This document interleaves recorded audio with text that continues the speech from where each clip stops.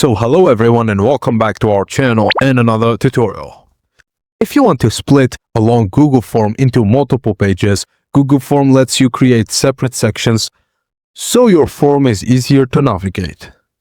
Firstly, open Google Forms and create a new form.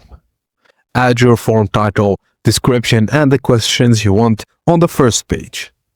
On the toolbar to the right, click Add Section. Google Forms will create a new section which works as a separate page. Add a title and a description for the new section, then add the question you want to that page. If you need more pages, all you have to do is simply click Add Section again to create another page and repeat the process. Just click the preview icon to the top to see how your different pages look. If this helped you out, please don't forget to like the video and subscribe to our channel for more tips and tricks like this.